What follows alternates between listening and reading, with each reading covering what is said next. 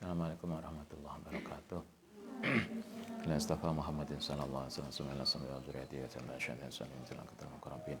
Husanillah mu'alif hadzal kitab Yai Ali Maksum. Sallallahu ba'ana umatina jatina jatina sallallahu syaihina. Husanillah ma'hatina al-asqiya malang talamidhi masad. Lillahi ta'ala lahumul fatihah. Dan syahadin bismillahirrahmanirrahim. Alhamdulillah rabbil alamin arrahmanirrahim maliki yaumiddin. Iyyaka na'budu wa iyyaka nasta'in shiratal mustaqim. Bismillahirrahmanirrahim. Halaman 8. Misalul awal. Soal pertama. Jawazu hibati sawabil qiraati. Bolehnya memberikan pahala membaca Al-Qur'an. Wasodakoti lan sodakoh lil mayiti maring mayit. Bab ini menjelaskan sesuatu yang biasa kita lakukan, yaitu boleh enggak kalau ada mayit, ada keluarga kita yang wafat, kemudian Anda maca Quran, memberikan pahala baca Al-Quran kepada mayit, boleh enggak? Itu satu. Kita enggak ada hubungan keluarga ya. Jadi kalau beda kan kalau misalnya kita anak, kemudian kita kirim doa ke orang tua, itu ya, itu ada hadisnya, itu sampai. Nah, sekarang kalau misalnya kayak Anda begini, kita santri, tidak ada hubungannya dengan keluarga kiai kita secara fisik. Kemudian kita kirim doa ke kiai kita yang sudah wafat. Boleh enggak itu? Itu satu yang dibicarakan. Yang kedua, wa wusuli sawabil qiraati, lan tentang sampainya pahala membaca Al-Quran, wa amalil birri, lan amal baik, lil mayiti maring mayit.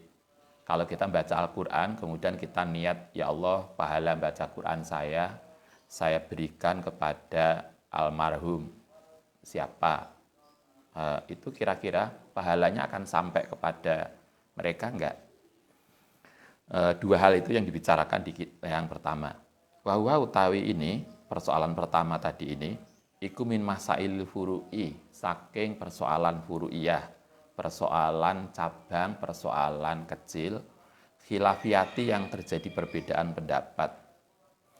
Falaya juzu, menurut Mbak Ali Maksum, kita sepakat, falaya juzu mongko tidak boleh, bisa nihi, dengan keadaan masail furu'iyah tadi, opo isaratul fitani, munculnya fitnah, wal jidali lan perdebatan, wal ingkari lan penolakan alal qaili, yang ngatasi orang yang mengucapkan, wal amili lan orang yang melakukan bihi kelawan jawas. Ini persoalan beda pendapat, yang sebagian ulama ada yang tidak sama pendapatnya. Karena itu perbedaan pendapat, khilafiyah, Mbak Ali Maksum mengajari kita, persoalan-persoalan seperti ini mestinya tidak menjadi perdebatan. Wala alal mukhalifi, lan tidak ingatasi orang yang menolak, yang berbeda.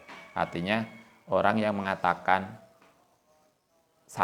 kita misalnya mengatakan, kalau kita itu maca Quran, sedekah, kemudian saya katakan, ya Allah, sedekah saya, pahalanya saya kasihkan tetangga saya ini.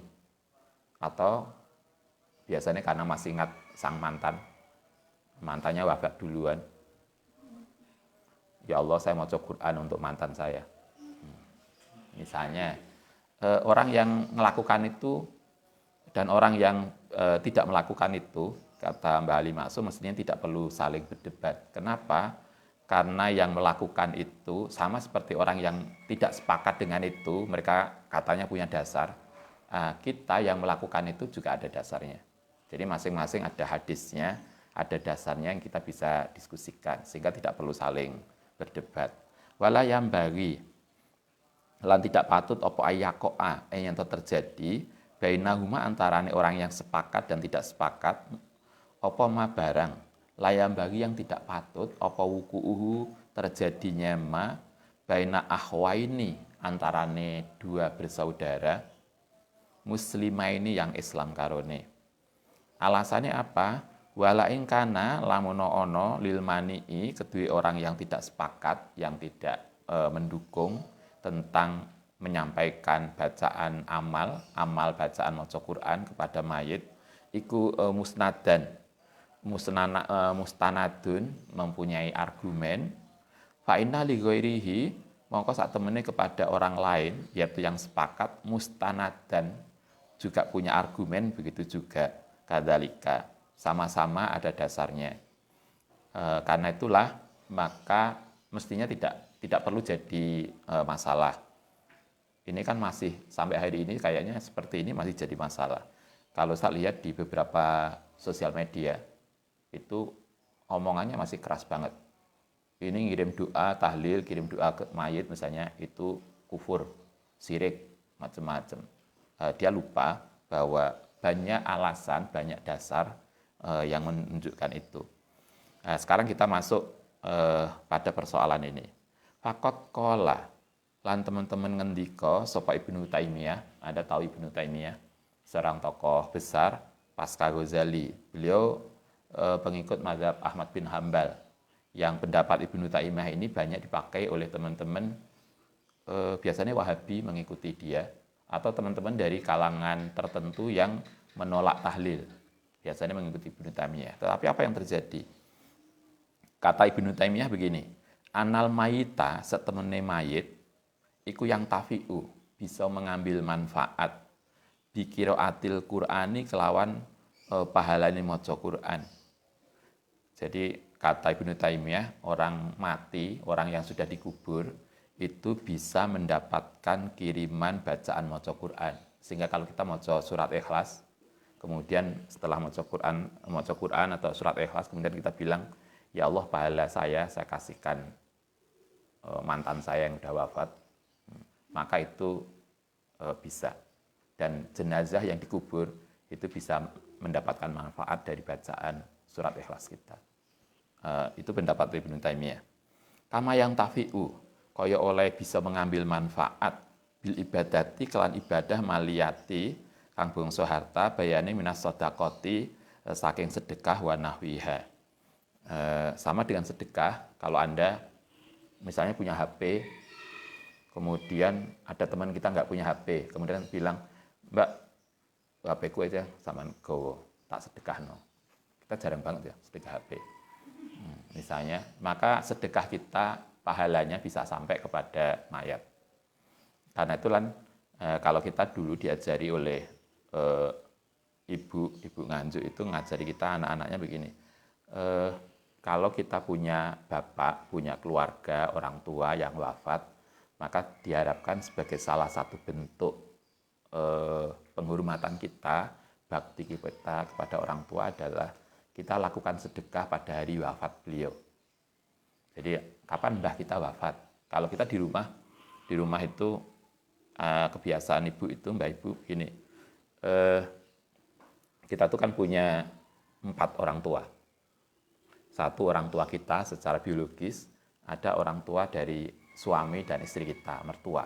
Berarti 4. Semua mbah kita sudah wafat. Karena itu setiap bulan itu Mbah Ibu Nganjuk itu biasanya nggawe ambeng, ngerti ambeng ya. Nggawe makanan, kemudian nanti dibagi ke santri. Setiap wafat mbah itu mesti begitu. Setiap minggu itu di rumah ada khataman. Misalnya hari Sabtu itu khataman, ngirim, karena hari Sabtu apa itu wafatnya mbah dari abah yang saya kemarin sampaikan. Mbah itulah yang dulu akrab teman sepondok dengan Mbah Maksum ketika di Bangkalan. Itu wafat hari Sabtu. Kemudian jadi semua itu setiap hari di mana wafat beliau kita kirim doa dan sedekah. Itu sebagai salah satu bukti cara kita berbakti pada orang tua yang sudah wafat. Nah, di sini Ibnu Taimiyah mengatakan bacaan Al-Qur'an itu bisa bermanfaat kepada mayat sama seperti sedekah. Sedekah itu pahalanya bisa sampai kepada mayat dan begitu juga maca Quran. Itu satu pendapatnya Ibnu Taimiyah yang biasanya malah dipakai oleh Ibnu Taimiyah biasanya justru digunakan sebagai imamnya orang-orang yang menolak. Waqala lan ngendika sapa Ibnu Qayyim. Ibnu Qayyim itu muridnya Ibnu Taimiyah. Fi kitab Ruhi dalam kitab Ar-Ruh. Afdoluma Ibnu Taimiyah Ibnu Qayyim mengatakan begini. Afdoluma utai sebaik-baiknya sesuatu yuhda yang diberikan hadiah ilal mayiti maring mayit iku as-shadaqatu, sedekah. Kalau Ibnu Taimiyah Ibnu Qayyim mirip. Beliau mengatakan hadiah paling baik kalau Anda ulang tahun kemudian ngasih hadiah. Kalau kita jenazah kita ngasih hadiah, apa hadiah yang paling baik untuk jenazah? Yaitu pahala sedekah. Jadi sedekah itu kita keluarkan kemudian kita niat, ya Allah, pahala sedekah untuk almarhum bapak saya, untuk almarhum ibu saya, untuk almarhum siapa. Itu adalah sedekah paling baik, hadiah paling baik untuk mayat. Wal istighfaru lan maca istighfar. Itu bisa habis sholat maca istighfar 100 kali, kemudian kita niat, ya Allah, pahalanya untuk almarhum abah. Itu boleh. Wa doa ilan doa lahu maring mayit, atau mendoakan, atau seterusnya wal haju lan haji. Anda umroh, karena itu ketika kita dulu umroh, kita ingat ada teman ketemu seseorang, itu duhur atau asar. Itu sudah umroh beberapa kali dengan niat untuk keluarganya. Itu boleh. Dulu ketika Ustadz sama Ibu Haji, Ustadz berusaha untuk melakukan umroh. Jadi sehari paling enggak 2 kali. Pagi sekali, sore sekali. Satu niatnya untuk mbah-mbah kita yang wafat. Kedua, kita umrohkan satu-satu untuk anak-anak, untuk Mas Sadik, untuk Kak Safa, untuk Adik Asa. Kita niatkan umroh untuk itu. Kemudian tidak lupa bisa lakukan umroh untuk semua santri Al-Asqiya. Pahalanya untuk kita semua. Maka haji dan umroh menurut Ibnu Qayyim itu juga bisa pahalanya disampaikan kepada mayat. Wal haju lan haji anhu saking mayat. Wa amma qiraatil Qur'an, anapun utai maca Qur'an. Bagaimana kalau kita baca Al-Qur'an kemudian wa idda'uha lan memberikan pahala maca Qur'an ilahi maring mayat tatawuan sebagai pahala sunnah min ghairi ajrin, saking sesuatu yang sifatnya pahalanya diberikan kepada mereka. Fahadha iku yasilu, maka mutai maca Qur'an iku yasilu bisa sampai ilahi maring mayat. Kama yasilu kaya oleh sampai ilahi maring mayat apa sawabus saumi, yaitu pahalanya puasa wal haji. Puasa juga bisa, kalau Anda puasa sunnah Senin Kemis, kemudian setelah, ini kan hari Kamis toh, Kamis, kemudian Anda puasa niatnya puasa sunnah Kemis.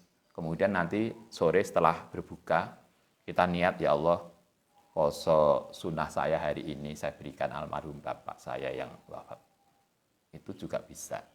Jadi bisa puasa, bisa sedekah, bisa baca Quran, bisa istighfar, atau apapun, intinya adalah semua amal sunnah ya, amal sunnah, itu kita bisa sampaikan pahalanya kepada orang lain. Yang almarhum maupun yang belum almarhum. Wa qala lan ngendika sapa Ibnu Taimiyah Ibnu Qayyim fi maudhi'in akhar ing dalam tempat lain min kitabi saking kitab beliau. Wal aula, ada tambahan begini, wal aula yang lebih baik iku ayanwiya, yen to meniatkan indal fi'li ketika mengerjakan itu anas dune ibadah iku lil mayiti, kedua mayit. Kita disarankan kalau memang niatnya untuk dikirim doa, kita harus niat, ya Allah, pahalanya untuk ini. Walayustarotu, lan niat tadi walayustarotu ora disyaratkan apa atalafudu, melafadzkan bidzalika kelawan niat. Niate boleh diucapkan, boleh tidak. Ning ati juga boleh, misalnya di dalam hati, ya Allah, puasa Kemis ini untuk almarhum mbah saya. itu boleh. Tidak harus diniatkan. Yang penting ada kerentek dalam hati untuk siapa. Itu boleh. Zalika iku barang qalahu sapa Ibnu Taimiyah wa Ibnu Qayyim. Naqalahu menukil hu ing pendapat Ibnu Taimiyah dan Ibnu Qayyim tadi anhuma sapa al-alama Asy-Syaikh Hasanain Syekh Hasanain Muhammad Mahluf Mukti Diyaril Misri, yaitu mufti dari negara Mesir. Salah satu tokoh mufti di Mesir, namanya Hasanain Muhammad Mahluf. Itu fatwanya adalah membolehkan kirim pahala, kirim doa kepada mayat. Dan dasarnya adalah pendapatnya Ibnu Taimiyah dan Ibnu Qayyim. Sumakola. Kemudian ngucap sapa Hasanain tadi, wa dhahabalan berpendapat sapa Hanafiyatu, ulama Hanafiyah, berarti mazhab Hanafi, yaitu pengikutnya Abu Hanifah. Ila annaku lama, saat temene setiap orang yang nekani sopoman atau ngelakoni sopoman bi ibadatin kelawan ibadah, siapapun dari mazhab Hanafi mengatakan gini, siapapun yang beribadah sawaun kanat padha uga ana apa ibadah iku atau sedekahan atau berupa sedekah. Ibadah tadi bisa ibadah badan, kita puasa, kita sholat atau apapun, atau sedekah sifatnya sedekah am qiraati Qur'anin atau maca Qur'an au ghairi dzalika atau selain itu bayane min anwa'il birri, saking macam-macam kebaikan, apapun kebaikan yang kita lakukan, baca Quran, sedekah, sholat, poso atau apapun, lahu kedue man apa ja'lu sawabiha, menjadikan pahalanya ibadah li ghairihi untuk orang lain. Di dalam fatwa Mesir, berarti fatwa Mesir mengatakan siapapun yang beribadah sunnah, baik itu sedekah, maca Quran, puasa, atau sholat sunnah, maka dia boleh meniatkan pahala ibadah tadi pada orang lain. Wayasilu, dan sampai apa sawabuha, pahalane ibadah ilai maring mayat. Boleh meniatkan, mengirimkan doa. Sehingga kemudian kalau kita melakukan, kalau ada keluarga kita wafat, kemudian kita maca tahlil, maca yasin, dan mengirimkan doanya untuk jenazah, itu boleh dan itu sampai. Itu fatwa Mesir yang berdasarkan pendapatnya Ibnu Taimiyah dan Ibnu Qayyim. Sekarang kita lanjutkan. Ziyadatun, tambahan minal fakir, saking al fakir. Ini tambahannya Mbah Ali Maksum. Warawa lan ngriwayataken sapa al Imam al Muhib at-Tabari. Imam at-Tabari mengatakan gini, yasilu sampai lil mayiti kedue mayit apa kulu ibadatin, setiap pahala ibadah tuf'alu yang dilakukan anhu untuk mayit, wajibatan padha apa ana apa ibadah wajib au mandubatan utawa ibadah sunnah. Kalau Imam at-Tabari itu bukan hanya ibadah sunnah, ibadah wajib pun bisa. Misalnya kalau haji itu wajib. Maka kemudian misalnya orang tua kita dulu sudah kaya, sudah memenuhi, sering tahu begitu. Orang tua kita delalah ketika kaya nggak sempat haji, kemudian wafat. Maka kemudian kita menggantikan haji beliau. Maka itu bisa. Jadi amal ibadah wajib atau sunnah, apapun yang amal ibadah yang dilakukan untuk mayit itu akan sampai.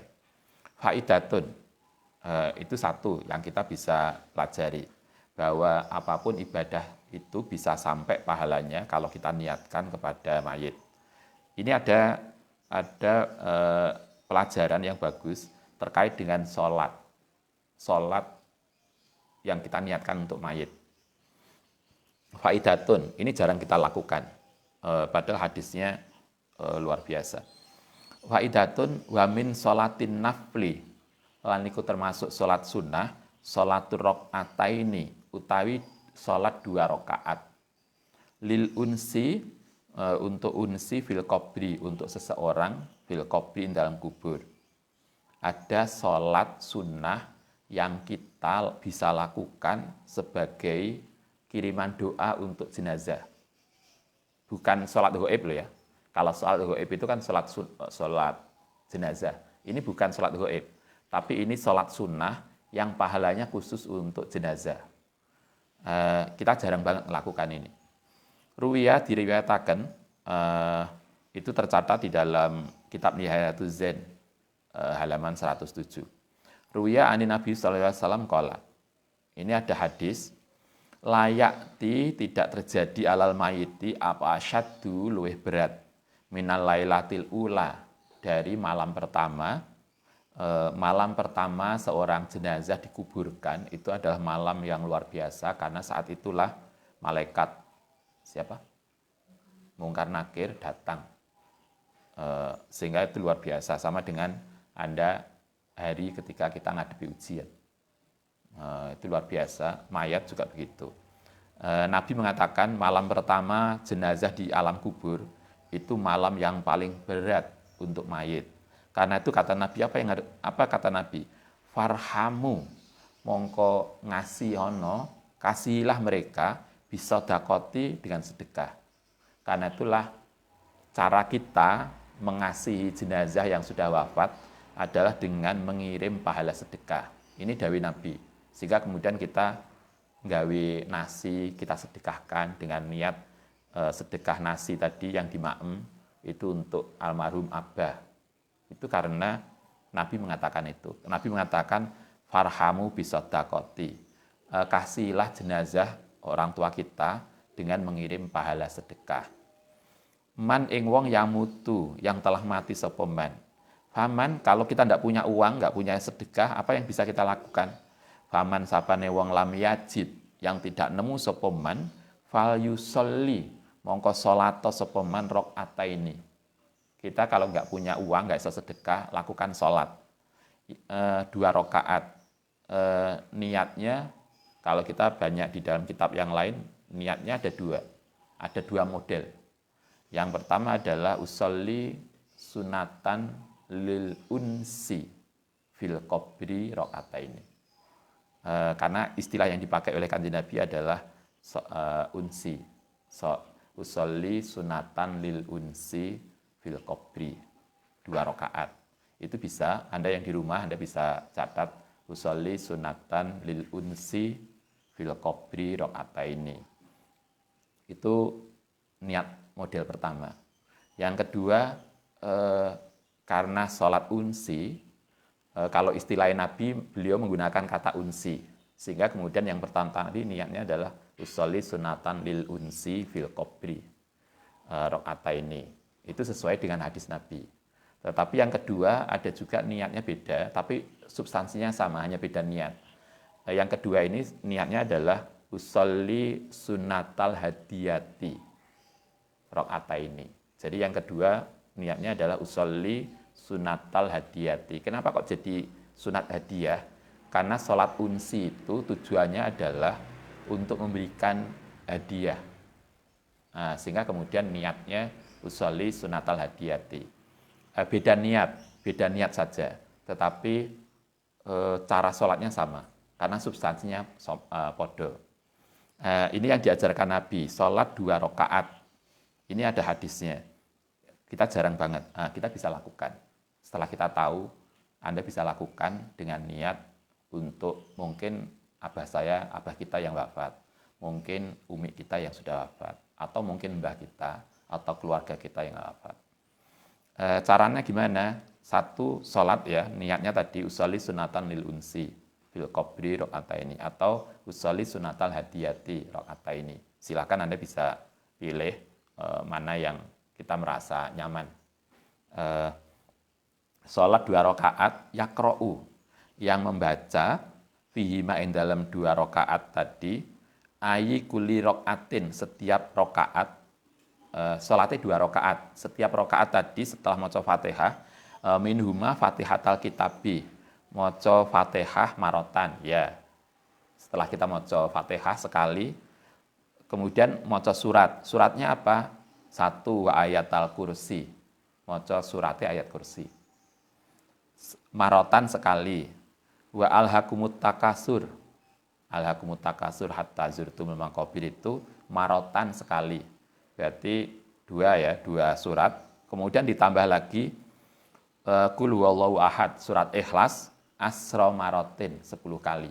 Berarti sholat sunnah 2 rakaat setelah maca Fatihah setiap rakaat setelah Fatihah itu suratnya yang dibaca adalah 1 ayat kursi sekali. Ngerti ayat kursi ya? Bukan ayat kursi gitu ya. Maca ayat kursi 1 kali, kemudian Al-Hakumut 1 kali, kemudian surat Ikhlas 10 kali setiap rakaat. Setelah 2 rakaat wayakulu lan ndonga sapa man ba'da salami, setelah salam kemudian doanya ini, Allahumma inni sholaitu hadhis sholata wa ta'lamu ma uridu, Allahumma ba'as sawabaha ila qabri fulanin bin fulanin. Kalau ini bahasa Arabnya, kalau gak iso bahasa Arab, niat aja di dalam hati, dilafadzkan misalnya setelah sholat. Biasanya kalau kita tahlil kan juga itu toh, Allahumma taqabbal wa ausil sawaba ma qara'nahu. Itu kalau tahlil. Kalau ini Allahumma ya Allah ini sedune ingsun iku sholaitu salat sapa ingsun. Hadhi salata ing salat ini. Wa ta'lamu lan ngerti sapa tuan maing barang uridu yang aku inginkan. Ya Allah, saya telah melakukan sholat ini dengan niat tertentu. Allahumma, ya Allah, ib'as, mugi mengirim, mengutus sapa Tuhan, menyampaikan sawabaha ing pahalane sholat ini tadi, ila qabri fulanin bin fulanin, maring jenazah siapa, kuburnya siapa. Jadi kalau niat kita, ya Allah, semoga pahala sholat saya ini saya sampaikan kepada almarhum Abah, almarhum Umi, almarhum siapa. Itu niat itu dilakukan setelah sholat. Jadi sholatnya biasa. Jadi sholatnya tidak nyebut nama. Cukup usolli sunatan lil unsi lil fil qabri rakaataini. Setelah selesai sholat tadi dengan membaca apa tadi? Ayat kursi, kemudian Al-Hakumut dan surat Ikhlas. Yang ayat kursi dan Al-Hakumut sekali, surat Ikhlas 10 kali. Setelah salam, kemudian kita niat, ya Allah, pahala sholat ini saya sampaikan untuk siapa. Itu yang diajarkan Nabi sebagai kirim doa dengan sholat. Kalau kita melakukan itu, apa kata Nabi?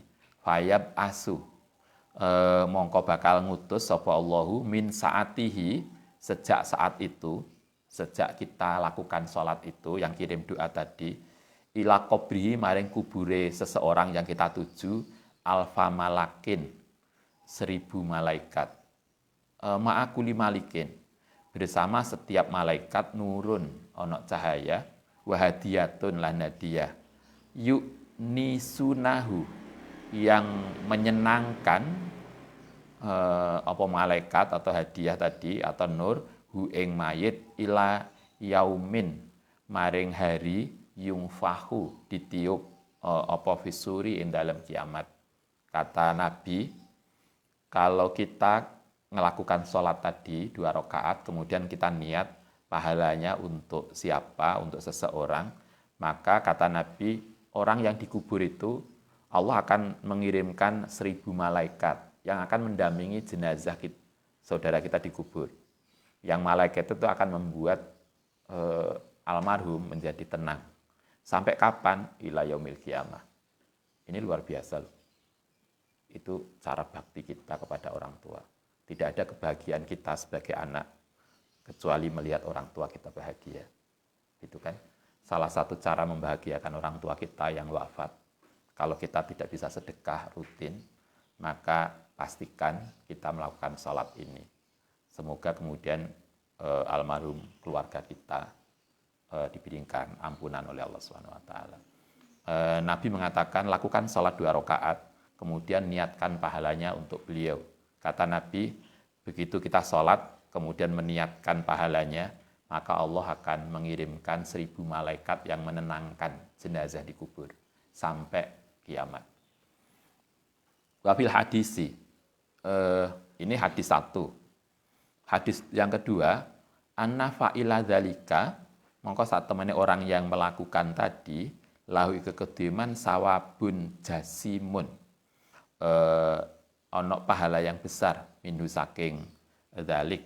Annahu kulayah ruju, untuk jenazah, ternyata imbalannya 2. Untuk jenazah, dia akan didampingi 1000 malaikat.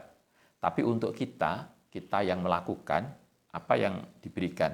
Kata Nabi, orang yang mau melakukan tadi, dia akan mendapatkan pahala besar.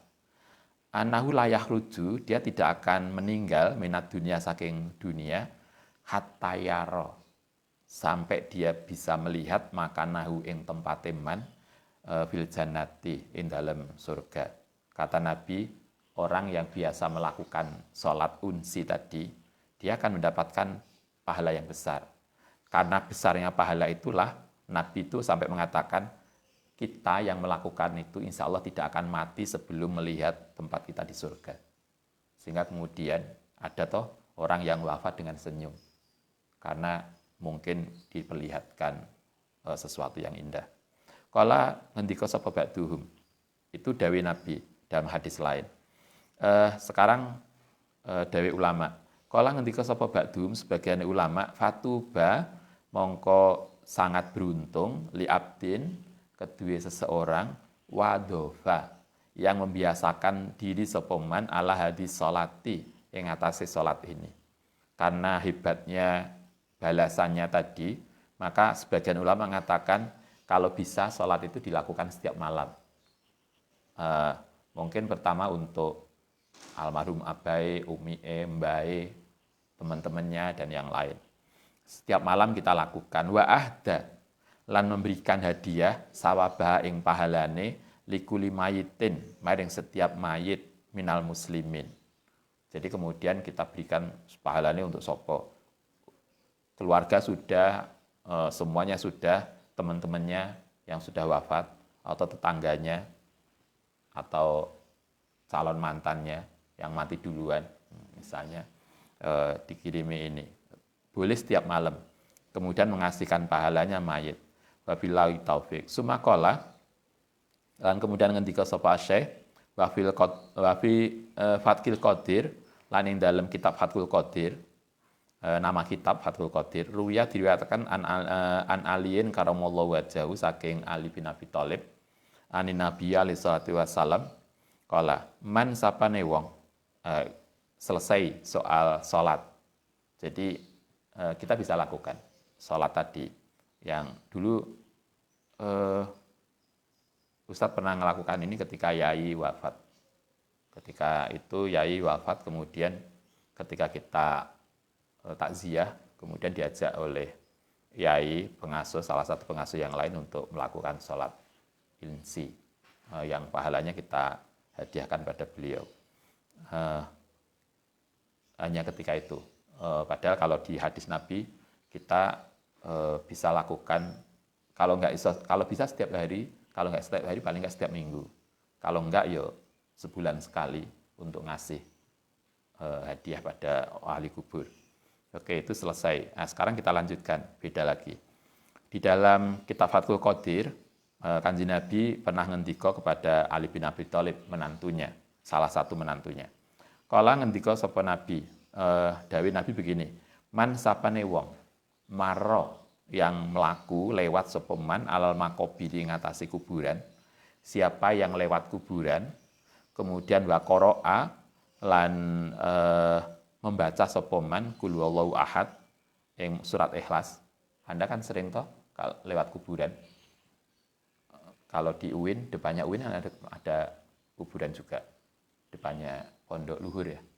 Ada kuburan, atau Anda kalau pulang biasanya yang jalan lewat kuburan. Nah, kalau kita lewat kuburan jangan diem atau melayu. Oh, malah melayu. Apa Mbak? Kan ada tuh orang yang takut banget jenazah. Kita tuh punya family, rumahnya itu Pokoknya dia kalau ada keranda lewat, dia bisa shock. Saking takutnya ke keranda. Jadi kalau orang mati, karena itu rumahnya jauh dari, pokoknya dia pengen punya rumah yang tidak pernah dilalui oleh jenazah. Saking hebatnya. Enak tak? Ya mungkin rumah kita. Saking takutnya. Nah, kita diajarkan oleh Kanjeng Nabi begini, kalau kita lewat kuburan, maka disarankan untuk baca surat Ikhlas 11 kali. Kalau Ustadz biasanya Fatihah. Sehingga kalau kita misalnya kemana, kemudian lagi naik kendaraan, apakah kita nyetir sendiri atau naik kendaraan, kemudian lewat ada lihat kuburan, biasanya Ustadz langsung Fatihah. Maca Fatihah, kemudian kita bilang, ya Allah pahala Fatihah untuk ahli kubur tadi. Nah, itu biasanya Ustaz begitu. Ternyata Nabi tidak cukup Fatihah. Nabi mengatakan maca surat Ikhlas 11 kali. Summa wahaba. Mongko kemudian memberikan ajroha ing pahalane surat Ikhlas 11 kali. Ikhlasnya diulang 11 kali, Kak. Jadi bukan surat Ikhlas 11 kali loh ya. Enggak, tapi diulang 11 kali. Kemudian kita niat pahalanya diberikan ajroha lil amwati maring mayit yang ada di kuburan tadi, maka uktia orang tadi akan diberikan minal ajri saking pahala biadadil amwati sebanyak jenazah yang kita kirimkan. Siapa yang lewat kuburan kemudian maca surat Ikhlas 11 kali, kemudian ngasih pahala surat Ikhlas pada jenazah di kuburan itu, maka kita akan mendapatkan pahala sebanyak jenazah yang dikubur, yang ada di situ. Kalau kuburan itu kuburan besar, kan berarti kita akan mendapatkan imbalan sebanyak itu. Nah, kita bisa lakukan. Tapi yang paling penting ada dua di sini. Satu, bahwa semua amal baik itu bisa kita niatkan pahalanya untuk jenazah, untuk mayit. Itu satu yang diajarkan di kitab ini. Yang kedua, ada amalan yang jarang kita lakukan, yang kita bisa lakukan, yaitu sholat sunnah lil unsi, yang pahalanya kita bisa berikan pada almarhum keluarga kita. Semoga semua keluarga kita senantiasa di dalam pengampunan Allah SWT. Al-Fatihah.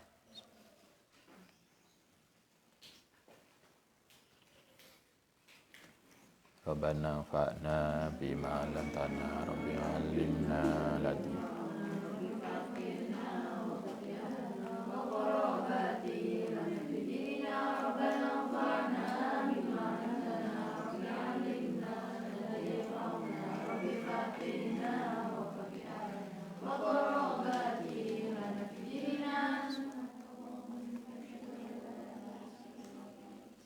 Assalamualaikum warahmatullahi wabarakatuh.